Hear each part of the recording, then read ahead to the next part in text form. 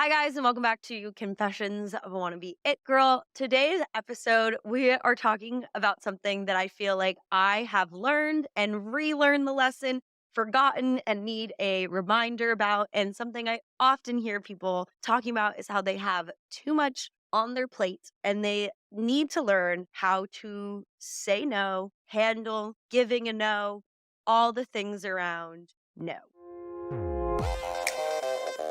Welcome to Confessions of a Wannabe It Girl.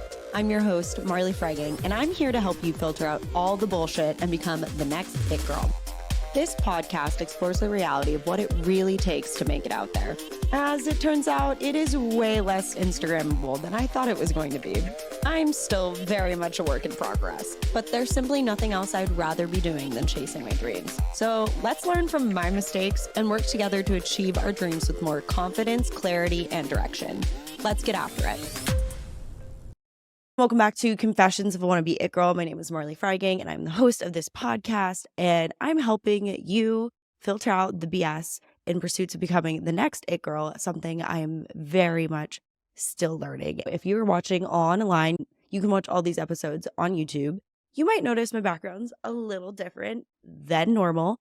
It's fair to say that life has been not bad, but not good, not awful, but not great.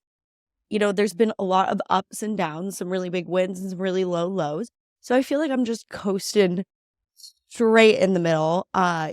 We have 4 leaks in our apartment and we have no water heater currently. We're going to have to redo potentially the entire floor, and it's just a lot. On top of dealing with a wedding contract that is still not signed, I just have a lot of open loops.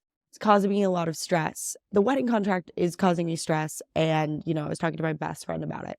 I was like, maybe this is a sign and da, da, da. And at the same time, she is up for a job. And as we all know, the job market is kind of shit right now. And she's been looking to get a job for quite some time. She's like, really wants this job. And I really want her to get this job. But there's also kind of some huge red flags within the company and like how the company is looking. And she said to me, what is meant to be will be. And I think that is such a part of surrendering and giving over in your mid to late 20s in this post-COVID world. Like, honestly, we never know what shit's going to happen. And whatever's supposed to happen, it's going to happen. And we just have to run with it. So when life gives you middle fingers, it's just kind of part of growing up. And I think the way we deal with life giving us middle fingers is to laugh, sometimes cry, and just keep going. So that being said, keep going, yet prioritize what you really want in life, which is what we're going to talk about today, is how to say no. Saying no can be really challenging. It's hard to face people and say a no. And one of the reasons I think maybe it's so hard to face people and say no is because maybe at some point in your life you have been rejected and you know what it feels like to, work up the courage, the might, or thought to asking someone. But it takes a lot more courage, confidence, and whatnot to say no to someone. By this time in life, we've been on both sides of the coin, so we might have some empathy for when people ask and you want to make them happy, so you say yes. There can be a lot of people pleasing, and there's something I call bumper sticker mentality. Growing up, that cars had like sayings on the back of them, kind of tried and true, like things to do in life. Be nice to everyone. You never know how hard other people have it. That kind of stuff. The stuff you'd see on bumper stickers in the early 2000s and 90s. And, the one bumper sticker that relates to this would definitely be the idea of say yes to everything. You never know what can happen. Okay, I found some issues with that. Say yes to everything. All right. Well, if I say yes to everything, I'm going to be really depleted, which makes me think of the bumper sticker mentality of all roads lead to Rome. So if all roads lead to Rome, I should just drive and take all roads. No, I think that's going to end up getting you really fucking lost. So if you have road A, B, C, and D, and you take them all instead of just maybe taking road A or road C or D, I think it's really going to deplete the quality of that road. It feels like those are missed opportunities when I talk about, only taking one road to hypothetically get to Rome, the goal, the place you want to be. We have fear of missed opportunities, FOMO. And taking too many roads can really deplete the quality of your work. I'm going to use kind of a gross example.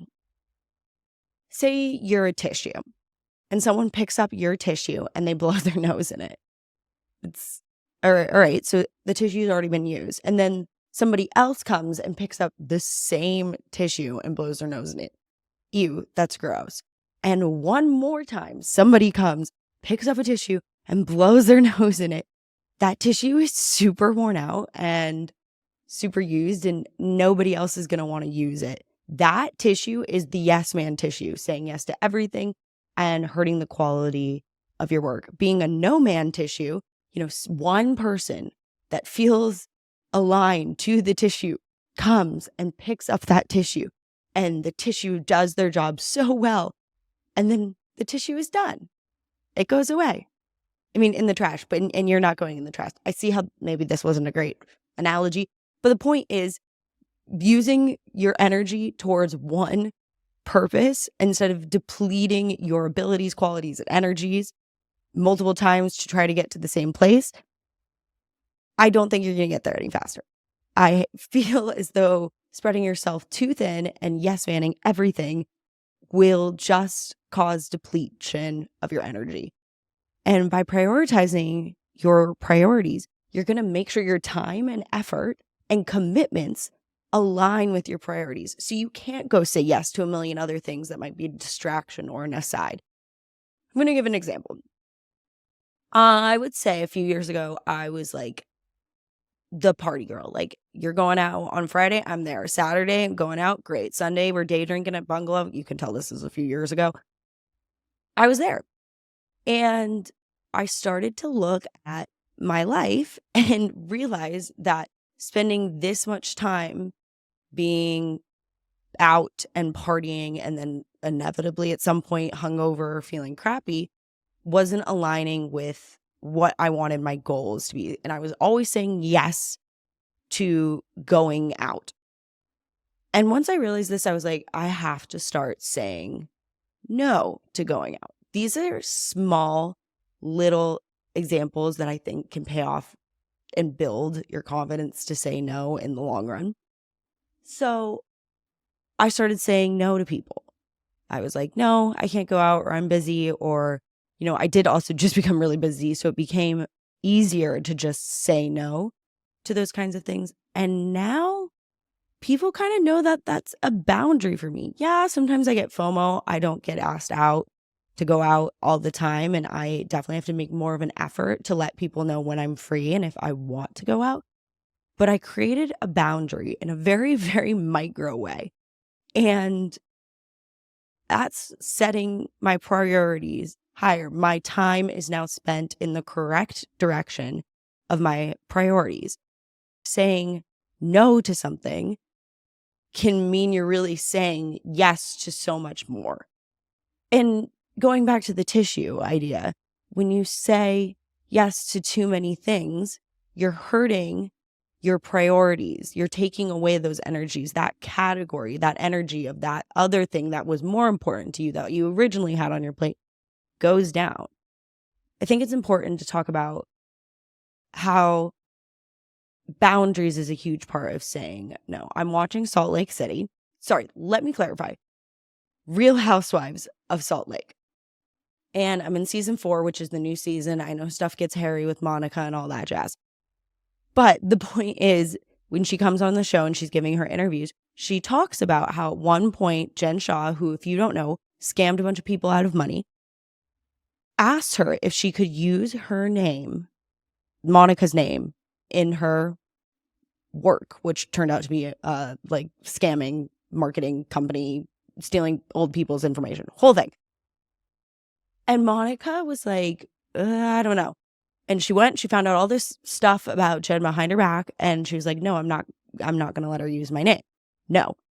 Saying no to something like that is a very vital thing. And if she had just people pleased and said, yes, you can use your name because, Jen is scary and she's all this money and I could totally see how somebody could be pressured into a situation, into giving somebody their name to do something just because it seems legitimate. But imagine if she had done that. She would have been absolutely fucked and maybe would have been arrested too. That is why it's important to say no on the micro levels, like no to going out, because you're building up the confidence, the skills, the workability, and you'll say no on the small level. And then when it really, really, really freaking counts on the big, big level, you're also going to be able to say no. And there's a lot of fear with saying no because you're scared it can damage your relationships. It goes back to what I was saying at the beginning of the episode, that maybe you have empathy for when people ask of you, I should say yes. I had something happen to me a couple years ago, which is when I really learned like the way I was dealing with how to say a no was not good. I was supposed to maybe be in this class. My teacher had asked me to be in this like kind of like elective-y acting class. I had already taken the course and I felt a lot of pressure and people pleasing towards this person because the mentorship really mattered to me from her. And she kept asking me if I was going to do this class and I was burnt out. I mean, more burnt than Kentucky Fried Chicken. And I don't eat meat, so that could have been a really bad reference. I ended up kind of just pussyfooting around it and whatnot, and I never committed. And then she called me one day and she was just like, I need to know if you're doing the class. I mean, I babbled on for 5 to 7 minutes, being like, I'm so sorry and da-da-da-da that I can't do this. And she was just like, Marley, like, if you can't do it, just say no. Eek. That was like more damaging potentially to our relationship than me confidently bucking up and just saying, I really loved doing this course in the past. Thank you so much for thinking of me. But unfortunately, I can't commit the time right now because this takes quality energy and I would be not producing quality work. Something to that effect. A very polite, confident no. But instead, I made up all this babbly stuff that could have been worse. Luckily, it wasn't. But saying no will also create confidence. The more you practice something, the better you get in it. So micro steps again. How do you handle saying a no? In the beginning, it's definitely uncomfortable. It's like maybe an unpracticed skill. And while it's coming up, you're thinking about all those missed opportunities in the roads that lead to Rome. And you're like, well, if I don't say yes, what I might never get to where I want to be, or, this relationship must be damaged.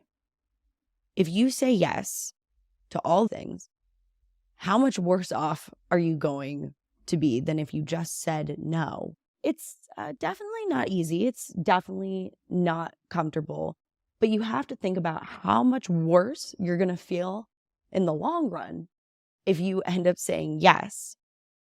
Something I like to think about is all the dance auditions I used to do. And I went to them. I was a mess. I did horrible. I forgot the choreography. I went up. I had anxiety. I had anxiety before. I had anxiety while doing it. And I had anxiety after.